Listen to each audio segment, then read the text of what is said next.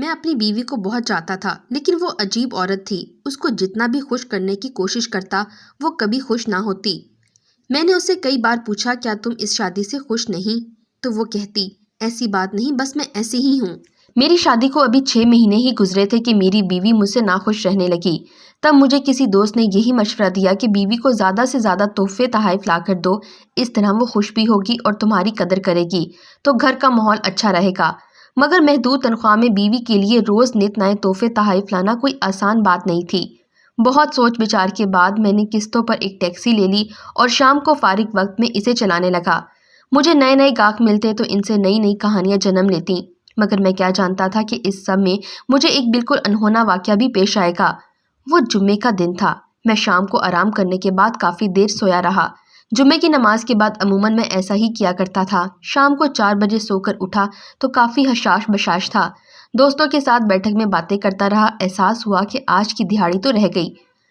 8 بجے ٹیکسی لے کر نکلا تو جاتے ساتھ ہی مجھے ایک اچھی سواری مل گئی۔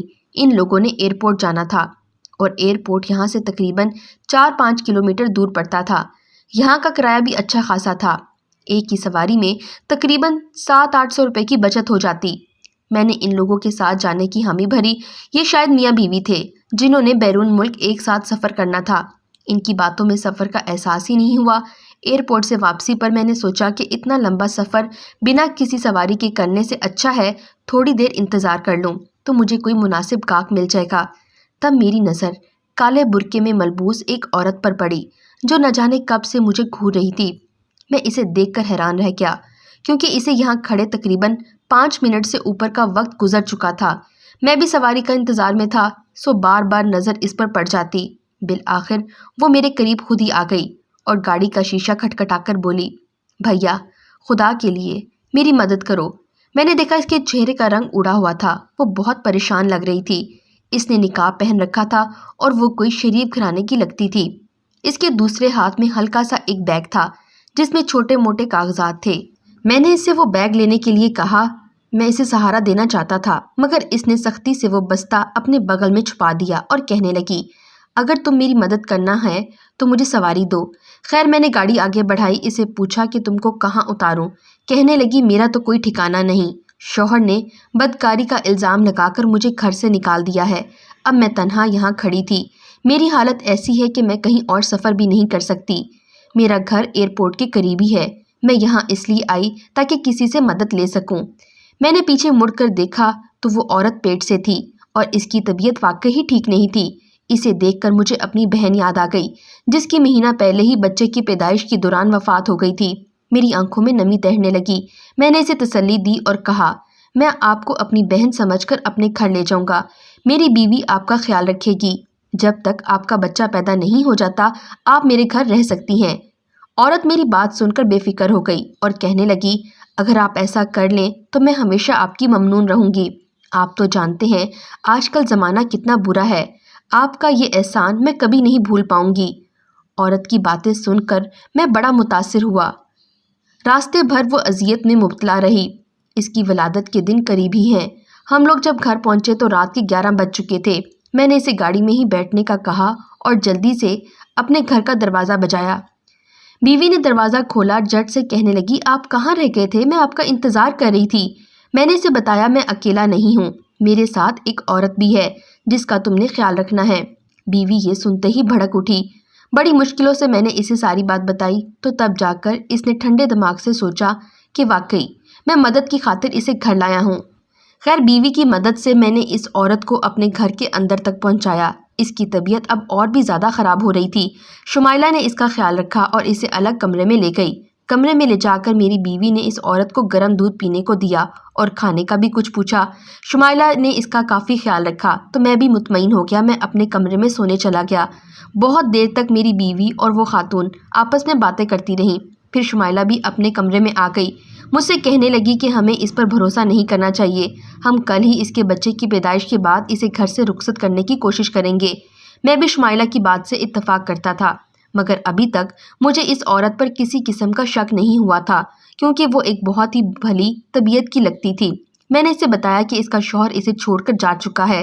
خیر شمائلہ اور میں باتیں کرتے کرتے سو گئے۔ رات کا نہ جانے کون سا پہر تھا کہ شدید پیاس کے مارے میری آنکھ کھل گئی۔ عموماً ٹیبل بھی میری سائڈ پر نہ ہوتی تھی۔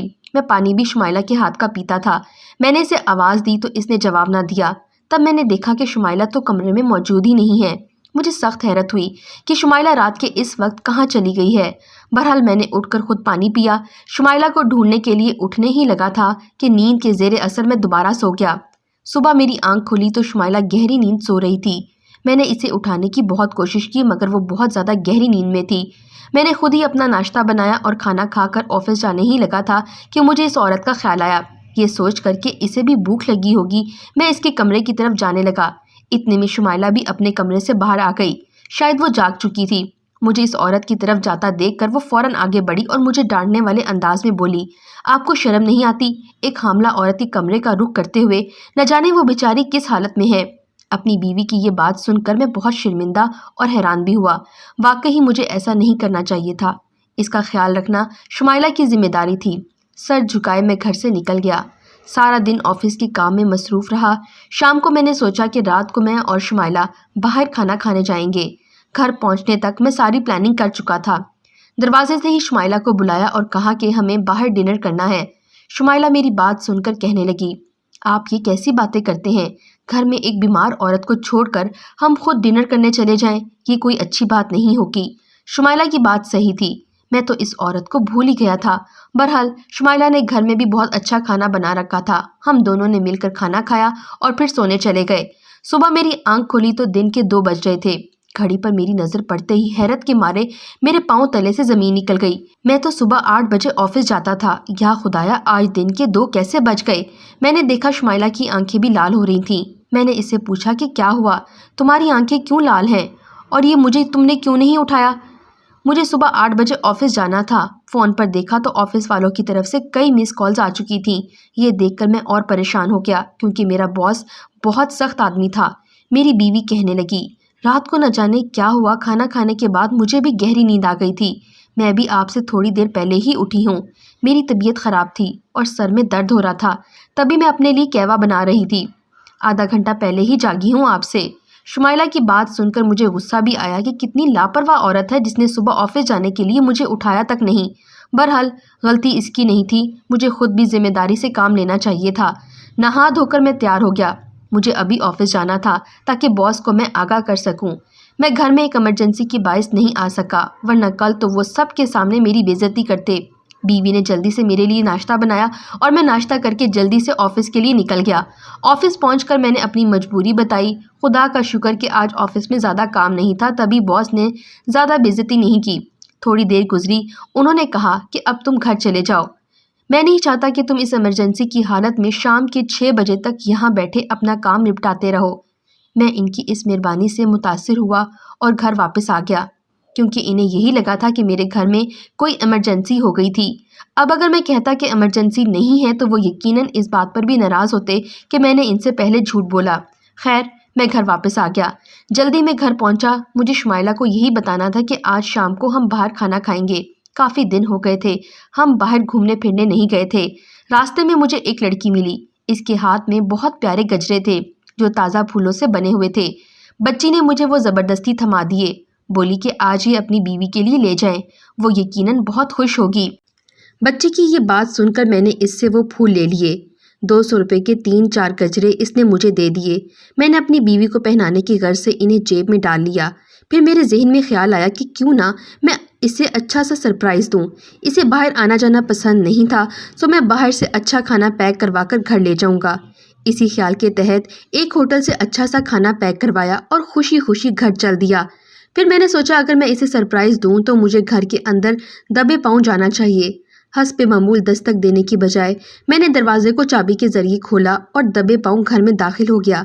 لیکن گھر میں داخل ہوتے ہی مجھے اپنی بیوی کے کہکے سنائی دیے اور اس کے ساتھ ہی ایک مردانہ آواز بھی تھی جس نے مجھے چونکا کر رکھ دیا۔ یہ سارا منظر میری سمجھ سے باہر تھا۔ اس گھر میں آخر میرے جانے کے بعد کون آیا ہے جس سے میری بیوی اس قدر ہنس ہنس کر باتیں کر رہی تھی؟ میں نے جلدی سے جا کر دیکھا تو میری بیوی کے کمرے میں کوئی بھی نہیں تھا۔ جبکہ میرا کمرہ بھی خالی تھا۔ اب مجھے شک سا ہوا۔ میں جلدی سے اس عورت کے کمرے کی طرف بڑھا جسے میری بیوی نے صبح صبح بند کر دیا تھا، لیکن جیسے ہی میں نے دروازہ بجایا مجھے اندازہ ہوا کہ یہ دروازہ تو اندر سے بند ہے۔ مجھے یہ دیکھ کر غصہ آ گیا۔ میں نے شمائلہ کو آواز دی، دروازہ کھولو شمائلہ، یہ کیا بدتمیزی ہے؟ تمہارا شوہر گھر آیا ہے اور تم نے ابھی تک دروازہ بھی بند نہیں کیا۔ میں نے بظاہر اسے محسوس نہیں ہونے دیا کہ میں نے اسے کسی کے ساتھ باتیں کرتے سن لیا ہے۔ وہ گھبرائی ہوئی آواز میں بولی، میں آتی ہوں جاوید، آپ بیٹھیں، آپ کے لیے چائے بنا کر لاتی ہوں۔ شمائلہ نے اندر سے ہی مجھے جواب دیا، نہیں شمائلہ، تم باہر آؤ، مجھے تم سے ضروری بات کرنی ہے۔ میں نے غصے سے کہا۔ تب شمائلہ نے دروازہ کھول دیا اور حیرت سے میری طرف دیکھنے لگی۔ میں نے شمائلہ سے کوئی بات کیے بنا دروازہ یکدم کھول دیا اور ادھر ادھر دیکھنے لگی۔ کمرے میں وہی بیٹھی ہوئی تھی جسے میں پہلے دن اپنی ٹیکسی میں بٹھا کر لایا تھا۔ اس کے علاوہ پورا کمرہ خالی تھا۔ کون آیا تھا یہاں؟ میں نے غصے سے شمائلہ سے پوچھا۔ کوئی نہیں آیا تھا، آپ ہوش میں تو ہیں؟ آپ کا دماغ ٹھیک ہے؟ میں ان کے ساتھ بیٹھی ان کی تیمارداری کر رہی تھی۔ مگر تم عجیب شکی آدمی ہو، تمہیں ہر وقت یہ کیوں لگا رہتا ہے کہ کوئی مجھ سے باتیں کرنے میرے گھر آیا ہے؟ شمائلہ نے اس انجان عورت کے سامنے جب میری برائی کی تو مجھے اچھا نہیں لگا۔ میں نے اس سے کوئی بات نہ کی اور اپنے کمرے میں آ گیا۔ شمائلہ نے جلدی سے کھانا پلیٹوں میں نکال لیا اور ہم دونوں بیٹھے کھانا کھانے لگے۔ تھوڑی دیر کے بعد میں نے شمائلہ سے پوچھا، شمائلہ مجھے لگتا ہے کہ تمہیں تھوڑے دن کے لیے اپنی امی کے گھر جانا چاہیے، وہ کافی عرصے سے تمہیں بلا رہی تھیں۔ میں نے شمائلہ سے کچھ سوچ کر کہا، وہ تو صحیح بات ہے جاوید، دل میرا بھی کرتا ہے، مگر اس عورت کو چھوڑ کر میں کہاں جا سکتی ہوں؟ اس بیچاری کی حالت تو ایسی ہے کہ اسے اکیلا بھی نہیں چھوڑ سکتے۔ اس کی یہ بات سن کر میرے ذہن میں کھٹکا سا ہوا۔ اچھا، اس کے بچے کی پیدائش کب تک متوقع ہے؟ ویسے تو یہ جس حالت میں مجھے ملی تھی ایسا لگتا تھا کہ اس کی مجبوری بہت بڑی ہے اور اس کی ولادت میں بس چند گھنٹے ہی رہ گئے ہیں۔ نہیں، آپ مردوں کو ان سب باتوں کا کہاں علم ہوتا ہے؟ شمائلہ نے مجھے اچھا خاصا جھاڑ دیا۔ وہ بیچاری مظلوم عورت ہے۔ حالانکہ جب آپ اسے گھر میں لائے تھے تو مجھے اچھا نہیں لگا تھا، مگر اب انسانیت کے ناطے میں اس عورت کی مدد کرنا چاہتی ہوں اور اس سب میں آپ بھی میرا ساتھ دیں۔ شمائلہ کی باتیں سن کر میں خوش ہو گیا کہ میری بیوی کو بھی دوسروں کا احساس ہے، لیکن اگلے ہی دن دوبارہ مجھے ایسی ہی شکایت موصول ہوئی، کیونکہ جب میں گھر واپس آیا تو گھر میں عجیب سی آوازیں آ رہی تھیں، جبکہ پڑوس کے بھی ایک دو لوگوں نے مجھے اس جانب توجہ دلانے کی کوشش کی تھی کہ میرے گھر سے کسی مرد کے چلنے پھرنے، گفتگو کرنے، باقاعدہ لڑنے جھگڑنے کی آوازیں بھی سنائی دیتی ہیں۔ اب میں نے مکمل فیصلہ کر لیا تھا کہ مجھے کیا کرنا ہے جس سے سانپ بھی مر جائے اور لاٹھی بھی نہ ٹوٹے۔ ایک دن میں نے امی کی جاننے والی پرانی دایا خاتون سے رابطہ کیا، انہیں ساری صورتحال سے آگاہ کیا اور کہا کہ آپ ہی میرے گھر میں آ کر اس کیس کا خود معائنہ کریں تاکہ معلوم ہو سکے کہ حقیقت کیا ہے اور جھوٹ کیا ہے۔ اس بات کا ذکر میں نے شمائلہ سے نہیں کیا، کہیں وہ چوکنی نہ ہو جائے۔ شام کے تقریباً 3 بجے میں دایا اماں کو لے کر گھر میں داخل ہوا تو انہیں دیکھ کر میری بیوی کا رنگ اڑ گیا، کیونکہ وہ جانتی تھی کہ یہ دایا اماں ہیں اور ان کا تو یہ کام ہے، یہ محلے کی ہر عورت کا معائنہ بھی کرتی ہیں اور ان کو تجویز بھی دیتی ہیں۔ اگرچہ اب یہ رواج کم ہو چکا ہے مگر پھر بھی ان کی بات ہر عورت مانتی ہے۔ میں نے شمائلہ کے تاثرات کا جائزہ لیتے ہوئے اماں بھی کو حکم دیا کہ وہ جا کر اپنی کارروائی شروع کریں۔ انہوں نے شمائلہ پر ایک نظر ڈالی اور پھر اس کمرے کی طرف جانے لگی جہاں پر میں نے اس عورت کو ٹھہرایا تھا۔ اماں بھی کی تیور دیکھ کر شمائلہ ان کو روکنے کی ہمت نہ کر پائی۔ کمرے میں جا کر انہوں نے سیدھا دروازے کو کنڈی لگا دی۔ شمائلہ باہر دروازہ پیٹتی ہی رہ گئی، مگر اماں بھی نے دروازہ نہیں کھولا۔ ان کو میں پہلے سے ہی بتا چکا تھا اس عورت کو یہاں آئے ہوئے کتنی دیر ہوئی ہے اور یہ معاملہ کب سے چل رہا ہے۔ میری اس بات پر انہوں نے کہا کہ تم فکر نہ کرنا، میں چند ہی لمحوں میں دودھ کا دودھ اور پانی کا پانی کر دوں گی۔ تھوڑی ہی دیر گزری تھی کہ کمرے سے چیخوں کی آوازیں آنے لگی۔ میں جان گیا کہ واقعی دودھ کا دودھ اور پانی کا پانی ہو گیا ہے۔ شمائلہ بھی کمرے کی طرف بھاگی اور دروازہ بجانے لگی۔ اماں بی نے دروازہ کھول دیا، ان کے ہاتھ میں جوتا تھا اور وہ مجھے کمرے میں آنے کا کہہ رہی تھی۔ میں تو کب سے اس معاملے کا انتظار کر رہا تھا۔ جیسے ہی کمرے میں داخل ہوا تو مارے حیرت کی چیخیں نکل گئیں، کیونکہ سامنے کوئی عورت نہیں بلکہ ہٹا کٹا مرد بیٹھا تھا جس نے سر جھکایا ہوا تھا اور وہ اماں بی کے ہاتھوں جوتے کھا رہا تھا۔